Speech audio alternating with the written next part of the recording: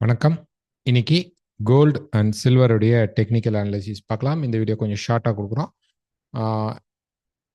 Next moment மட்டும் பேசலாம். So இன்னைக்கு பார்த்தீங்க அப்படின்னா நியூஸ் அப்படின்னா நமக்கு கிட்டத்தட்ட ஒரு 145க்கு யூரோப்போடைய ஃப்ரெஞ்ச் சைடில் இருக்கிற ஃப்ளாஷ் மேனுஃபேக்சரிங் சர்வீஸ் பிஎம்ஐ வரும். ஸோ கிட்டத்தட்ட பார்த்தீங்கன்னா ஒரு 2.5 வரைக்கும் இந்த இம்பேக்ட் இருக்கும். அதுக்கப்புறம் பவுண்டுடைய ஃப்ளாஷ் சர்வீஸ் பிஎம்ஐ வரும். 8:30 மணிக்கு 8:15 மணிக்கு தான் நமக்கு வந்து யூஎஸ் உடைய நியூஸஸ் இருக்கும். ஸோ இது பெரிய நியூஸ் கிடையாது.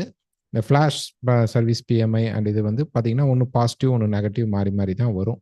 ஓகே, ஸோ இதுக்கு வந்து டாலர் இண்டெக்ஸ் கொஞ்சம் கீழே ஸ்லைட்டாக வரலாம் அந்த டிமாண்ட் ஜோன் வரைக்கும். திருப்பி மார்க்கெட் மேலே போகும். 105 உடைகிற வரைக்கும் டாலர் வந்து பெரிய லெவலில் செல் சைடுக்கு ப்ரமோட் ஆகாது.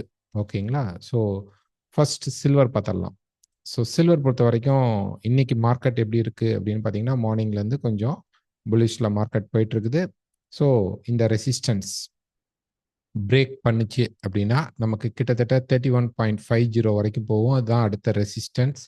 ஸோ இந்த ரெசிஸ்டன்ஸ்க்கு மேலே பிரேக் பண்ணாதான் நம்ம பை ஜோனுக்குள்ளே போவோம். அது ரெசிஸ்டன்ஸ் பிரேக் ஆன உடனே கிடையாது, கீழே வந்து மார்க்கெட் மூவ் ஆனால் தான் நம்ம எடுக்க முடியும். ஸோ இந்த அப்சைட் ரேலி அப்படிங்கிறது கண்டினியூவில் தான் இருக்குது. இது என்ன டவுன் சைடுக்கு மாறலை. ஓகேங்களா? டவுன் சைடுக்கு மாறலை. இது வந்து ஒரு வெஜ்ஜஸ் மாதிரி மார்க்கெட் பார்த்தீங்கன்னா மேலே போயிட்டு கீழே வந்து இந்த மாதிரி அந்த ஷார்ட்டன் நீங்கள் பார்க்கலாம் லென்த்து. ஓகேங்களா? மேபி இந்த இடத்துல கீது மார்க்கெட் போக முடியாமல் இந்த ரெசிஸ்டன்ஸில் ஃப்ளாஷ் மட்டும் கொடுத்துட்டு கீழே வந்தால் கீழே இருக்கிற சப்போர்ட் ஸ்ட்ராங்காகவும் அதுக்கப்புறம் கீழே பிரேக் ஆனால் தான் நம்ம செல் போக முடியும். நமக்கு இந்த லைன் பிரேக் ஆனால் மட்டும்தான் நம்ம செல் எடுக்க முடியும். அது வரைக்கும் பை தான் இந்த மார்க்கெட்டில் இருக்கும். ரெசிஸ்டன்ஸ் போய் ரீச் ஆகிற வரைக்கும் சில்வரில் வெயிட் பண்ணுங்க. இந்த ரெசிஸ்டன்ஸ்க்கு அப்புறம் மார்க்கெட் ரெசிஸ்டன்ஸ் எடுத்து திரும்பினால் மட்டும்தான் ஒரு செல் ட்ரை பண்ணலாம். அது இது உடைக்கிறதுக்கு சான்சஸ் அதிகமாக இருக்கும். இதே பிரேக் அவுட் நடந்து மார்க்கெட் மேலே நின்றுட்டா ஒரு கரெக்ஷன் வந்து ஆக்டிவேட் ஆச்சு அப்படின்னா இங்கேருந்து நீங்கள் பை ஸ்டார்ட் அப் பண்ணலாம். மேக்ஸிமம் இது பார்த்தீங்க அப்படின்னா ஒரு டே உடைய ஷோல்டராக இருக்கும். ஹெட் அண்ட் ஷோல்டராக இருக்கும். ஸோ இது ஒரு big resistance and supply area. Okay, so இங்கே வரும் பொழுது மார்க்கெட் கண்டிப்பாக கொஞ்சம் ஹோல்ட் ஆகிறதுக்கு சான்சஸ் இருக்கும். ஸோ 31.50 அப்படிங்கிறது தான் நமக்கு இப்போ இருக்கிறதுக்கு ரொம்ப ரொம்ப முக்கியமான லெவல். அங்கே ரெசிஸ்டன்ஸ் எடுக்கணும். இல்லை அதுக்கு முன்னாடி கூட நமக்கு இந்த சப்போர்ட் அப்படிங்கிற அட்லீஸ்ட் 30 உடைக்கலாம் அல்லது 29.50 இந்த பிரேக் அவுட் லெவல் உடைக்கும் போது தான் நமக்கு கன்ஃபார்மாக மார்க்கெட் கீழே வரதுக்கு சான்சஸ் இருக்கும். ஸோ இந்த சப்ளை அப்போ தான் ஆக்டிவேட் ஆகுதுன்னு அர்த்தம். ஸோ இந்த இடத்துல உங்களுக்கு கன்சாலிடேஷன் மோடு தான் மார்க்கெட்டில் இருக்கும், வேற வழி இல்லை. நெக்ஸ்ட் பார்த்தீங்க அப்படின்னா கோல்டு. ஸோ இப்போ கோல்டு எடுத்துக்கிட்டீங்க அப்படின்னா ஒரு டேல பார்த்தீங்கன்னா மார்க்கெட் வந்து இந்த லைஃப் டைம் ஹைக்கு மார்க்கெட் இப்போ போகுது. ஓகே, ஸோ இந்த லைஃப் டைம் ஹைக்கு மார்க்கெட் போகுது. ஆக்சுவலாக நான் லைவ்லேயே உங்களுக்கு சொல்லியிருப்பேன். இந்த இடத்துல மார்க்கெட் வந்து இப்படி வந்துட்டு ஒரு ஏபிசி கரெக்ஷனுக்கு வந்துட்டு கீழே வந்திருக்கணும். மார்க்கெட் வரல. ஸோ என்ன பண்ணுதுன்னா இங்கே போயிட்டு இருக்கு.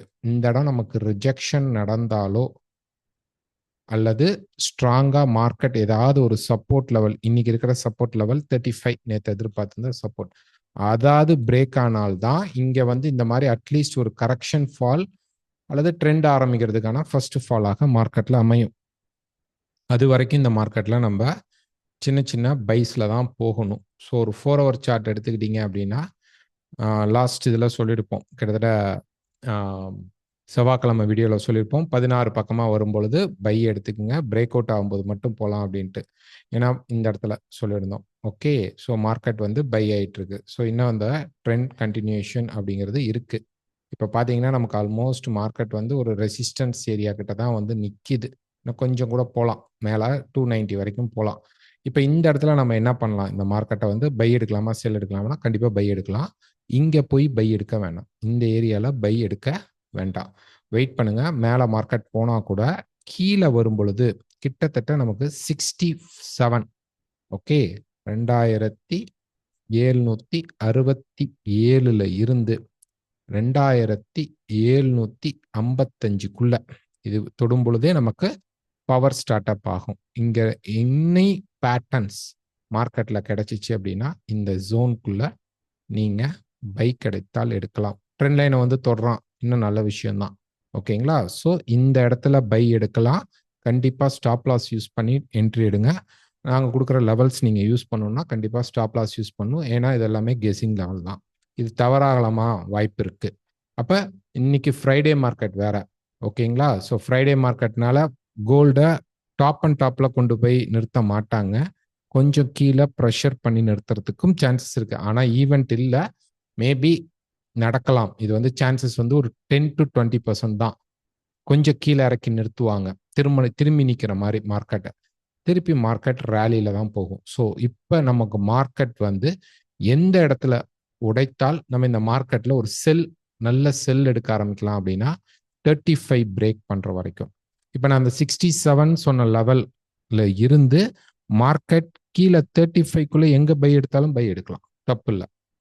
ஸ்டாப் லாஸ் யூஸ் பண்ணி ஓவர் நைட் பொசிஷன், அதாவது ஃபார்வர்ட் பண்ணி கொண்டு போகாதீங்க. முடிஞ்ச அளவு இன்னைக்கே புக் பண்ணிக்கோங்க.